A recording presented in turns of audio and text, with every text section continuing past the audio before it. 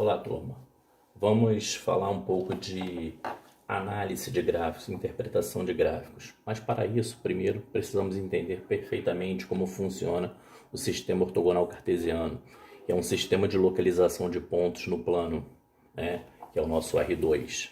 Então nós temos aqui o nosso plano e nesse plano foram inseridos dois eixos perpendiculares, um eixo horizontal, batizado pela letra X, chamado de eixo das abscissas, e um eixo vertical, batizado pela letra Y, chamado de eixo das ordenadas.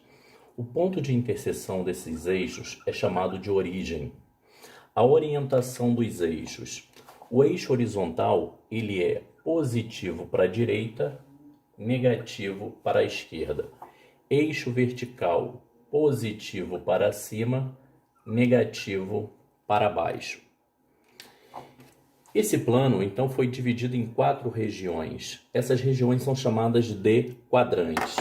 Nós temos aqui o primeiro quadrante. Agora, no sentido anti-horário, aqui é o segundo quadrante. Aqui, terceiro quadrante. E aqui, o quarto quadrante. Então, vamos lá. No primeiro quadrante, nós temos os pontos onde o x é positivo e o y é positivo, né? Então, os pontos aqui vão ter as duas coordenadas positivas. Então, essa primeira coordenada aqui, ela é o x e a segunda coordenada é o y. No segundo quadrante, o x é negativo e o y é positivo. No terceiro quadrante, x é negativo, y negativo. Quarto quadrante, x é positivo, y é negativo. Então, lembrando que qualquer pontinho do plano cartesiano, por exemplo, aqui, pegar esse ponto, aqui é um ponto P. Eu devo projetar esse ponto no eixo horizontal, aqui eu tenho 4. E vou projetar esse ponto aqui no eixo vertical. Deu 3. Então, esse ponto P tem coordenadas 4 e 3, ou seja, abscissa 4 e ordenada 3. Então, vamos lá. Qual é o sentido da primeira coordenada? A primeira coordenada, que é o x, vai determinar a minha movimentação horizontal.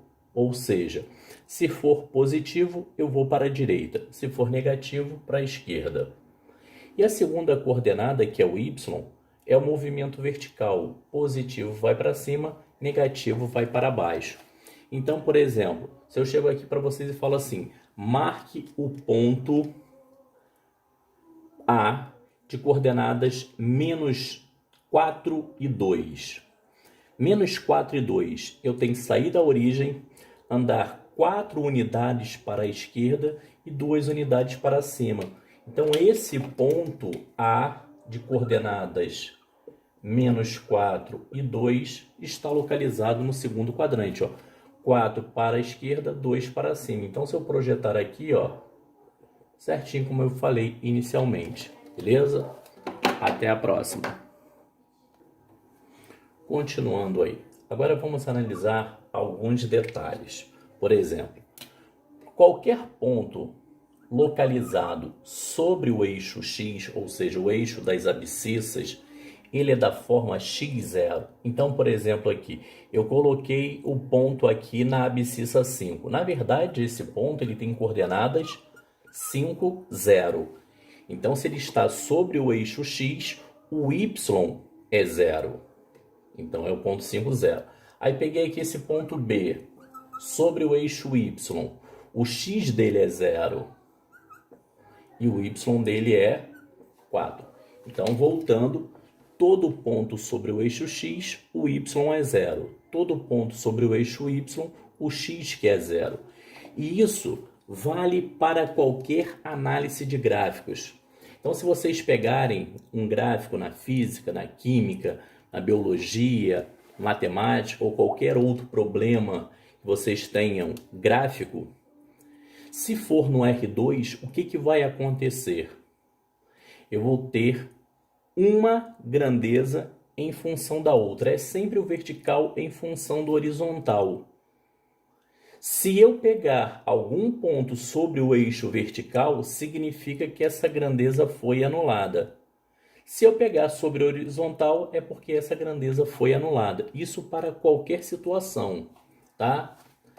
Mais algum detalhe aqui importante, mais um detalhe importante é o seguinte. Nós vamos ter probleminhas onde nós vamos ter que analisar o sinal de uma função. O gráfico de uma função é um conjunto de pontos. Então, vou considerar aqui a seguinte situação. Ó. Vamos supor que isso aqui seja o gráfico de uma função. Então, aqui eu tenho x1, aqui eu tenho x2 e aqui eu tenho x3. Tá? Então, o que esse gráfico me mostra em termos de sinal de uma função? Toda vez que falar de sinal de uma função, ele está falando do sinal do y.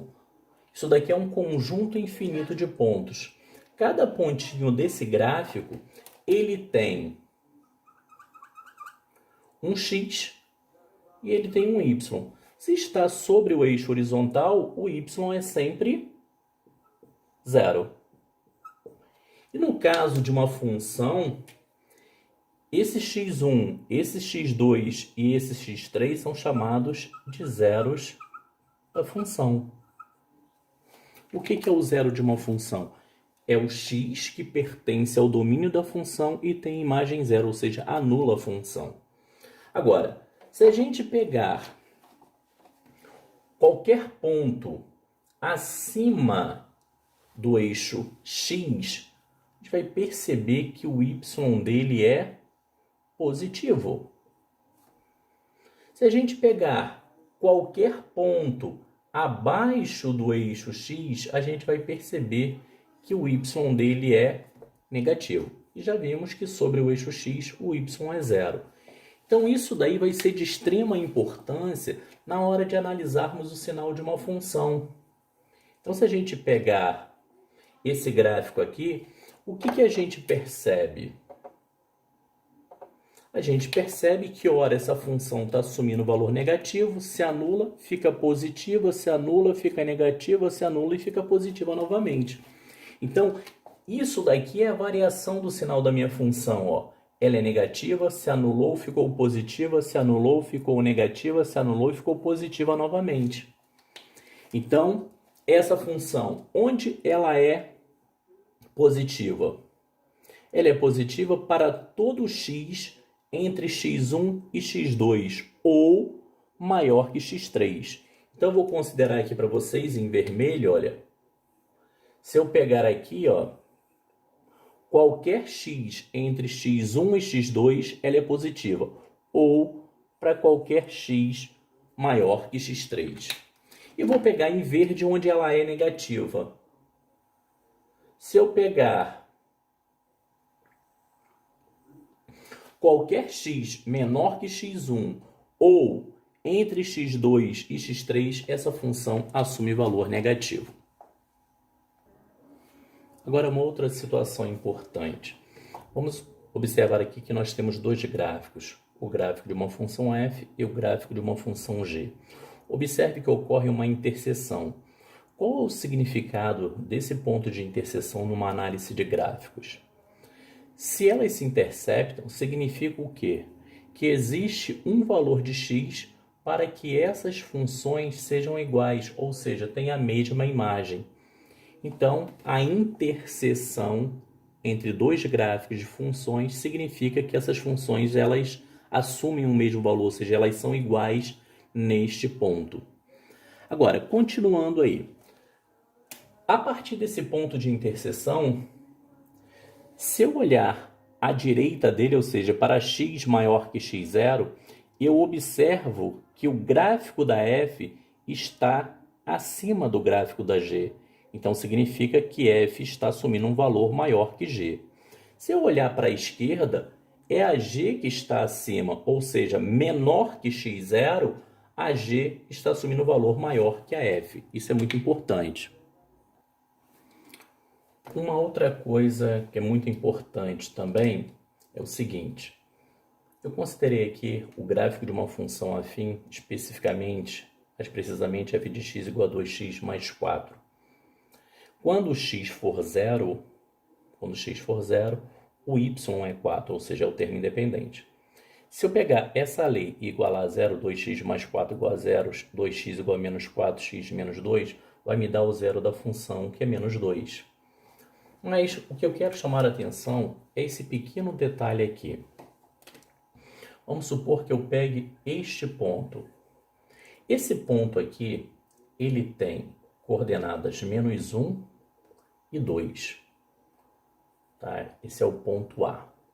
Ora, se um ponto pertence ao gráfico de uma função, significa que suas coordenadas respeitam a lei. Tá certo? Então eu estou dizendo o quê? Se o ponto A pertence a esse gráfico, significa que quando x for 1, o y tem que dar 2. Então, isso é muito importante numa análise gráfica. Ó. O ponto menos 1, 2 pertence ao gráfico da função f. Isso implica o quê? Que a imagem de menos 1 tem que dar 2. Menos 2 mais 4, isso vai dar 2. Não podia dar diferente, porque o ponto pertence ao gráfico.